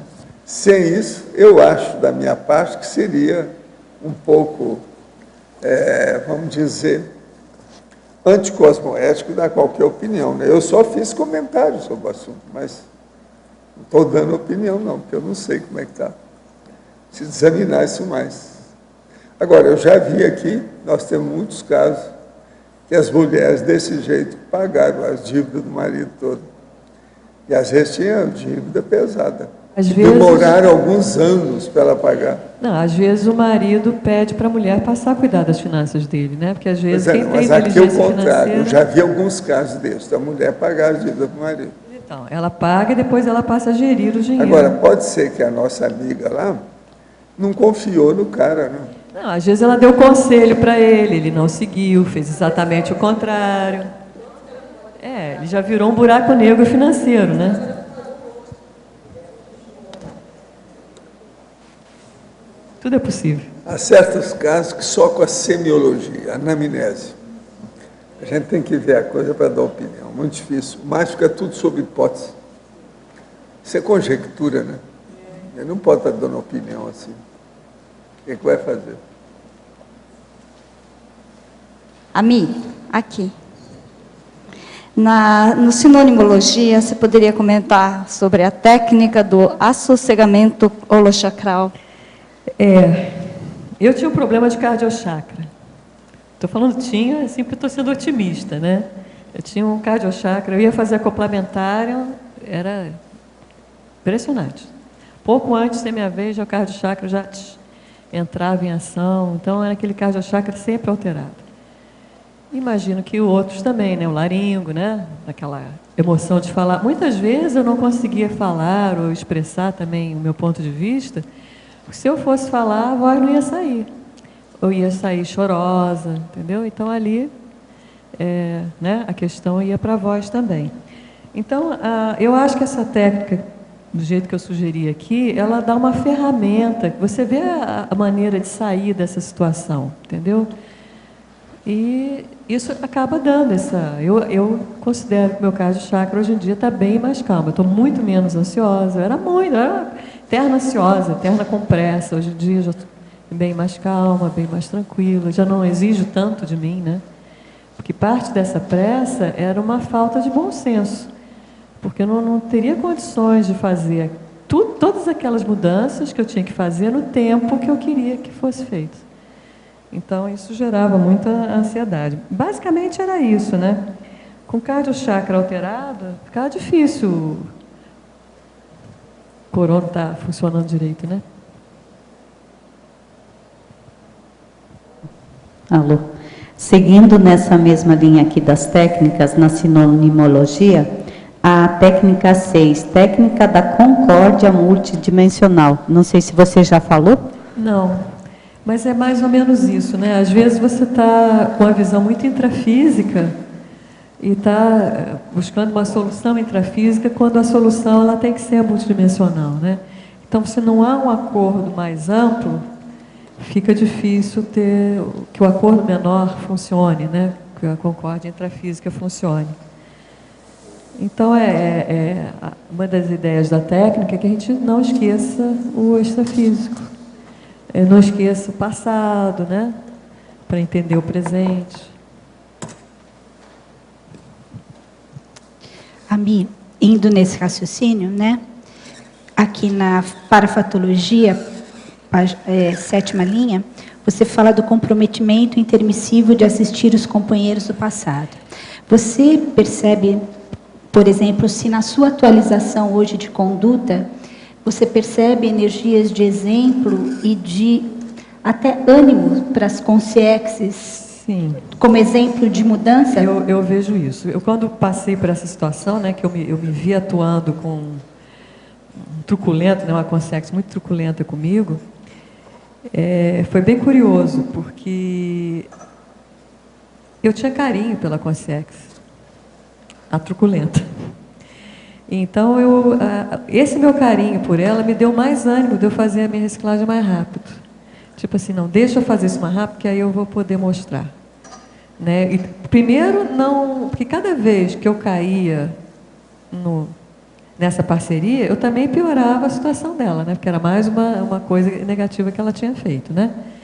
Então, e o segundo, de estar ajudando. E eu percebo muito essa questão de estar auxiliando o grupo dos ex-belicistas.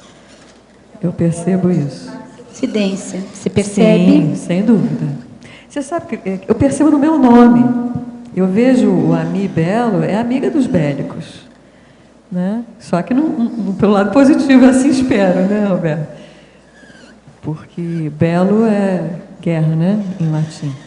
Belo. Então, eu vejo essa questão, assim, já está até no nome ali, essa questão de ter carinho, porque eu tenho que ter carinho, porque eu sou igual o cara, né? Eu mudei, eu tive a oportunidade de ter as informações, sei lá se eles tiveram, provavelmente não, né? Então, é uma compreensão da maneira de pensar. Se você compreende por onde é que é o desvio pensênico, você pode ajudar. Só por você pensar certo, você já está ajudando, né? É uma ressignificação. Né? Eu até coloco aqui no final, eu fiz aqui uma ode aos belicistas para usar os seus trafores para reciclagem, né? Eu acho que um belicista que colocar para si uma meta multidimensional cosmoética, ele vai conseguir. Porque ele é muito decidido, né, no que quer. O problema é que a meta dele é muito errada. Se colocou uma meta muito errada. Aqui. No seu verbete, por favor, na página 39, em complementum complexismologia.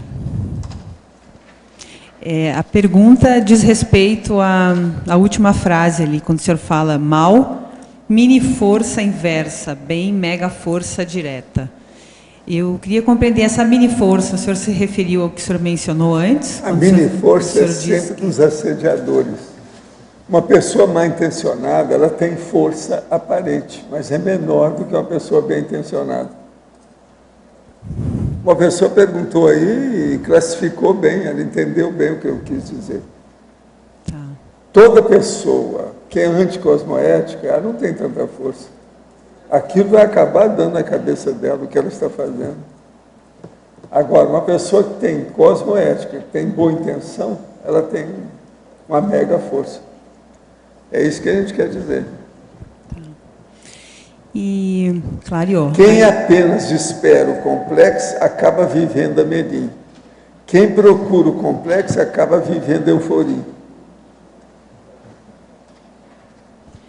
Agora, logo abaixo, ali no seu adendo, é a primeira frase, questão da autodiscernimento. A originalidade dos conceitos, a rigor, não existe. Aquilo que consideramos original aqui e hoje já está ultrapassado, algures, em outro planeta mais evoluído, há milênios. Exato, é sobre isso. Eu fiquei pensando, claro que é mateológico, mas o que a gente poderia imaginar em outros planetas que já estão ultrapassados? Já está, né? Você só imagina, porque não sabe. Eu não sei, por exemplo... Outra coisa, nem os serenões mostram-se sábios em tudo. Não. Serenões são bons aqui nesse planeta, mas sei lá se tem outros planetas tão diferentes aí, ele não vai saber. O aspecto financeiro, a logística, a maneira como nós funcionamos, talvez... Não, o holopensene é diferente. O que tem mais de diversidade no universo, no cosmos, é o holopensene.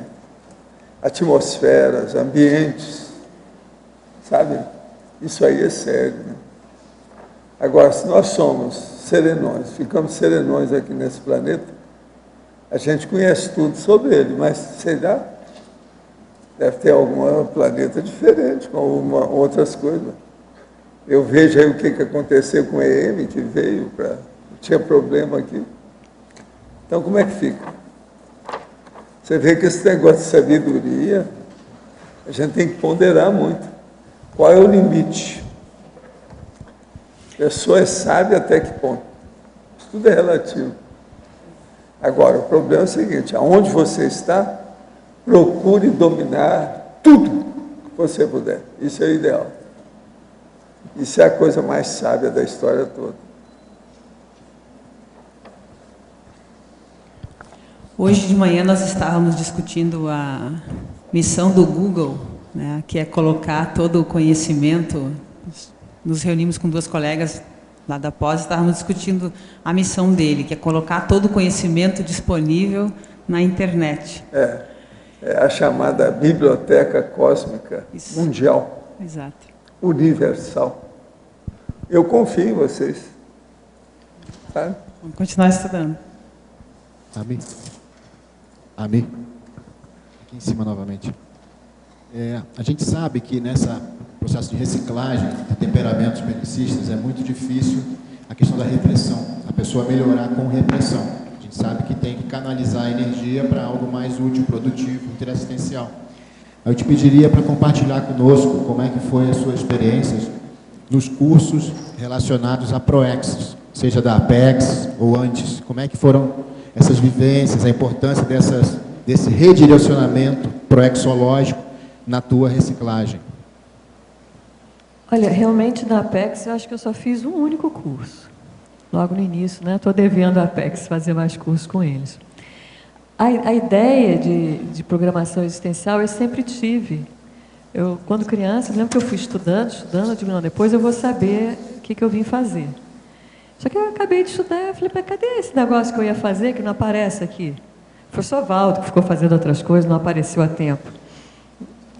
E eu falei, eu acho que esse negócio aqui é invenção da minha cabeça, isso não existe.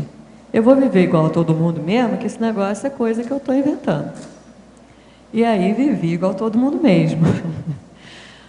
Recuperar essa informação foi muito gratificante para mim. Ufa, enfim. Vamos lá, o que eu vim fazer, né? Não sei se eu tenho noção total da minha proex. Agora, eu sei que passa por essa questão da mudança do temperamento, como é que isso é feito, como é falar de paz, né? E implementar a paz. Isso certamente para corrigir coisas erradas do passado, né? Se tem mais coisas, eu imagino que tenha mais coisas também, mas eu não tenho, hoje em dia, eu não tenho esse vislumbre do todo. O que eu vi que foi muito importante para mim, a ida para a CIP, foi, eu estava muito feliz no CAEC, no Cosmograma, né? Estava muito realizada aqui. E mas foi um desafio novo, a ida, né, para a CIP, para quem não sabe, é uma IC da assistência Parapsiquismo Interassistencial, né? Associação Internacional do Parapsiquismo Interassistencial, que é conduzido pelo professor Mário Oliveira. Então, no início, quando eu fui para lá, eu falei, puxa, mas meu negócio é mental soma, né? O que eu vou fazer no IC de parapsiquismo? É um pensamento muito tacanho, né? Porque se é parapsiquismo interassistencial, parapsiquismo avançado, tem que ter mental soma, é claro, né? E aí é a oportunidade que o professor Mário tem dado para todos nós, de estarmos dando nossos cursos. Então, eu poder ter elaborado um curso sobre a questão da pacificação, isso foi muito importante para mim. É como se eu tivesse, enfim, estou começando a trilhar o caminho de uma maneira mais clara, né? Mais direta. E eu imagino que seja assim para todos nós, né? A Conscienciologia nos trouxe muitas ferramentas. São muitas as vertentes, são muitas as ICs, são muitos os caminhos que a gente pode seguir. E daí a gente achar aquele que vai dar o maior resultado, às vezes é uma surpreendência. Eu achei que foi uma surpreendência a questão da CIP, para mim. Não era, eu imaginei que eu fosse ficar no CAEC até pensava que um dia eu iria para a IAC. Eu tinha isso, eu falo inglês, não sei o que, talvez eu vá para a IAC um dia. Acabou não acontecendo, né? Acabou surgindo dessa outra maneira. Então, é bacana essa coisa, que a proex, ela é uma probabilidade, né? Acho que quem estuda probabilidade entende bem. Tem uma probabilidade de determinada coisa, e você vai indo na direção, né? Acho que, não sei se eu respondi a tua pergunta, mas... Ami, aqui na página 10, paradoxologia, último paradoxo de ser necessário compreender profundamente o belicismo para tornar-se especialista em paz. Quais que seriam esses skills, as competências, que know-how que uma pessoa belicista tem de útil? Aqui no caso eu quis dizer que você tem que entender muito do belicismo para você poder se contrapor. Quais são os motivos? Quais são as razões? O que está por trás do belicista? Então, você, sendo um ex-belicista, você sabe bem, porque você já teve esses mesmos sentimentos. Então, às vezes, a pessoa que é mais teoricona, fica mais difícil para ela, porque como é que ela vai implantar a paz se ela não consegue fazer atalhos para aquele belicista? Entende? Foi nesse sentido que eu quis dizer. Não estou aqui defendendo que o belicista seja pacífico. Mas, agora, se você quiser saber os trafores do belicista, eu coloquei aqui o último item da argumentologia. Olha, eu coloquei aqui que os trafores seriam a questão do strong profile, né, que não, ele dificilmente vai ficar deitadinho em casa, esperando que as coisas venham a ele. Uma autodisposição para trabalho, não tem uma coisa de negar, este trabalho não é para mim, né, não vou sujar os meus dedos com esse trabalho, isso não é bem do belicista. A autodeterminação para acabativa, então aquela coisa de levar até o fim, aquilo que ele colocou como meta, ele vai buscar levar até o fim. Não sei se você conhece o levar a mensagem a Garcia, é um indivíduo que tem que levar a mensagem a Garcia e morre, né, depois de levar, mas levou, né? O desejo de acertar, porque o belicista, ele faz aqui... Eu estou dizendo a pessoa que incentivou o belicista, não. Eu estou falando do belicista mesmo, o soldado lá, o guerreiro.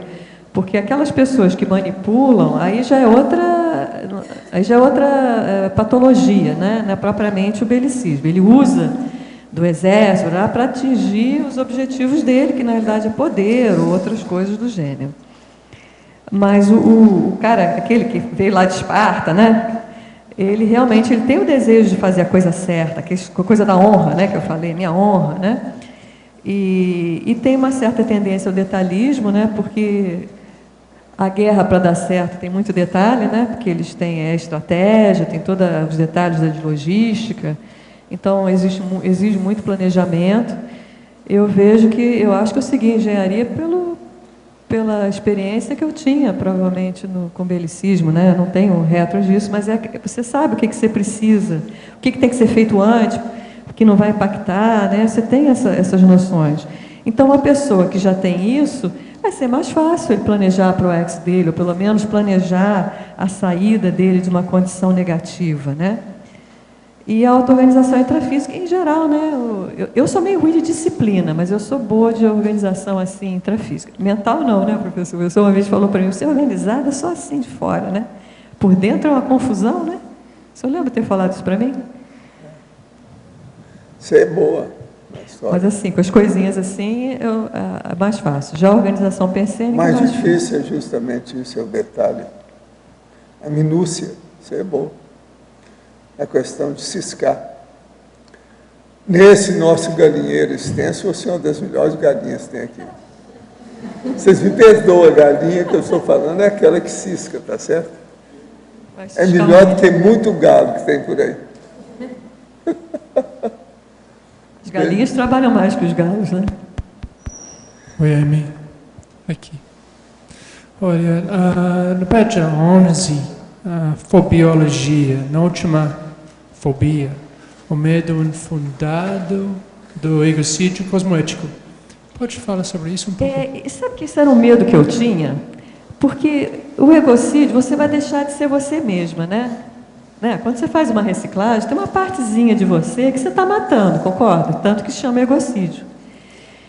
E eu tinha um negócio meio contra a lavagem cerebral, né? Um medo de ser lavado cerebralmente. E, de alguma maneira, eu associava essa reciclagem a uma lavagem cerebral. Tudo bem, era eu que estava fazendo a lavagem cerebral. Mas não deixava de ser. Isso me dava uma certa aflição. Eu tinha um medo, assim, de não ser mais eu depois, sabe? Não sei se eu já passei por alguma lavagem cerebral em outras vidas e por isso teria uma emoção maior. Talvez o professor Aldo saiba dizer. Mas eu tinha esse medo de deixar de ser eu mesma. Agora, a gente ter apego ao lado ruim da gente é horrível, né? Um negócio assim. Então, por um lado eu queria mudar, por outro lado eu tinha medo de mudar. Tinha esse... Mas, olha, posso dizer para todos que vale a pena. Não tenho saudades das partes que eu já deixei para trás. Agora, falando nessa questão de ciscar, de pesquisar, de abordar as coisas, investigar, eu queria fazer uma espécie de competição entre você e a Rosa. Viu, Rosa? Quero fazer uma competição entre vocês duas. Vocês têm até amanhã para responder, tá certo? Você sabe aqueles algarismos lá de relógio, não sabe? Os meus aqui e aquilo lá. Olha lá, olha como é que eles são feitos.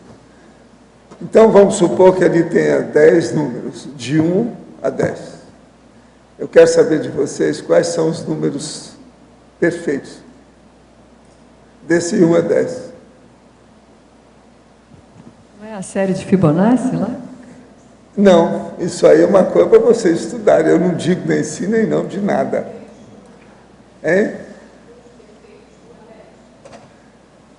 Quais são os números perfeitos desses aparelhos eletroeletrônicos?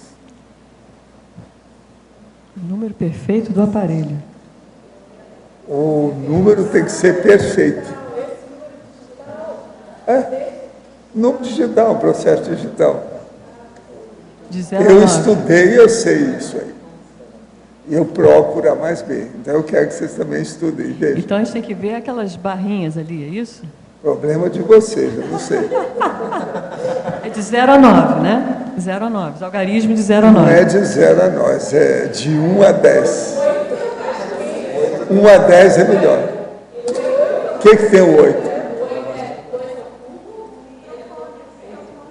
Não, já torrou tudo, não é não.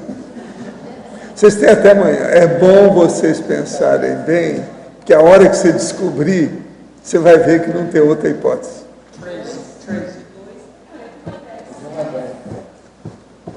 Agora, estou falando de 1 a 10, que é para juntar tudo, não sobra nada. De 1 a 10 tem tudo aí dentro.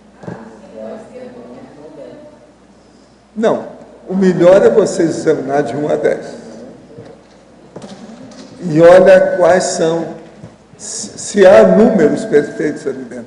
Tem. É isso que eu ia dizer. Primeiro a gente tem que definir, defina perfeito. Isso é um problema de vocês. Vamos definir perfeito. Eu também não falei. Mas pode ser que o meu perfeito seja diferente do seu perfeito, porque perfeito também é subjetivo. Agora, uma coisa óbvia, se a gente for pensar, vocês vão acabar chegando lá, não tem saída. Confio em você, Rosa. Isso não tem, ó, ainda não vi isso em lugar nenhum, não. Isso aí eu mesmo que estive observando. Agora, vocês podem juntar, né? Juntar as forças, quem sabe que uma ajuda a outra. Você vai fazer uma heterocrítica, Rosa? Essa é com engenharia, a outra com matemática. Não é possível que eles não vão chegar a uma conclusão, né? Tá certo? Até amanhã. Boas energias para vocês. Amanhã cedo, se vocês aparecerem, a gente resolve esse enigma. Agora, ó, eu desejo mais 100 verbetes da sua parte como engenheira técnica de ideias. No mínimo, né? 100, estou sendo bonzinho. Só 100. Tá bom. Nossos comerciais, por favor. Obrigada. As pontuações da tertúlia de hoje foram 52 assinaturas no livro Hoje Presenta, 23 perguntas presenciais e 13 perguntas respondidas online. Hoje temos 4 recados. Mara, opção pelo autodesassédio. Reinalda, oficina de fitoenergia. Rosa, programa verbetografia. E Eduardo, higiene consciencial. Boa tarde a todos. A CIP convida mais uma vez a participarem do curso Opção pelo Autodesassédio. Esse curso ocorrerá sábado e domingo, das 8h30 às 18 horas, na sede da CIP, no discernimento. Serão abordados vários temas, entre eles a meta da autodesperticidade e as posturas pessoais autodesassediadoras. Inscrições na sede da CIP e informações pelo telefone 045 2102 1421. Esperamos vocês. Obrigada. Boa tarde a todos. A Evolucim está convidando a todos os pais que tragam as suas crianças para uma oficina que vai lidar com plantas. A criança pequena também pode vir. Nós temos atividades onde os adultos vão interagir com as crianças. O local será no discernimento, no dia 22, que é o sábado próximo, às 10 horas da manhã. E nós estamos pedindo a ajuda de toda a comunidade para que nos ajudem através da doação de caixas de leite ou sucos ou garrafas PET, que vão nos auxiliar muito no repique da palmeira Jussara, que está em ponto de ser transplantada. Não deixem de trazer seu filho, porque estamos ajudando através de um trabalho de energia, onde a criança vai começar a perceber a vida da planta, dos animais e também a geoenergia. Muito obrigado. Boa noite. Boa noite. Boa tarde a todos. Nossa divulgação aqui é para o programa Verbetografia, que tem uma versão para o pessoal que mora em Foz do Iguaçu, que é uma versão semipresencial. O EAD, ou seja, as aulas que já estão gravadas, que a gente vai disponibilizando semanalmente, e a pessoa vai assistindo essas aulas no horário que ela quiser, no momento que ela puder. E, uma vez por semana, às quartas-feiras, à noite, de 7h30 às 9h30 da noite, a gente se reúne ali na sala compartilhada 2, aqui dentro do CAEC, para a gente discutir as dúvidas que surgirem durante a semana e a produção da pessoa durante a semana. E isso vai durar uns 3 meses. Então, no final de 3 meses, em geral, o que tem ocorrido é que a pessoa termina com sucesso, com êxito, o seu verbete. A gente convida não só aqueles que querem fazer verbete e que nunca fizeram o programa Verbetografia, como também aqueles que já fizeram algum tipo de programa Verbetografia e que ainda tem o verbete ainda numa situação ainda não terminada. Né? É uma boa maneira de você conseguir terminar o seu verbete para encaminhar aí para a verbetografia. Tá? A gente espera vocês, a inscrição é ali na recepção do CAEC. Para a dupla, a gente tem um desconto de 25%, se a pessoa for em dupla lá. Tá bom? Obrigada. Boa tarde a todos. O CAEC convida para o curso Higiene Consciencial. Você conhece o seu padrão homeostático de referência? Esse tema e outros temas, como a imperturbabilidade diante da realidade intraconsciencial, vão ser abordados no curso. Nós teremos também no domingo um campo homeostático de asepsia intraconsciencial, que visa diagnosticar também as distorções cognitivas. O curso é no período de 5 a 7 de outubro, e maiores informações no telefone 3525-2652 ou na recepção do CAEC. Obrigado.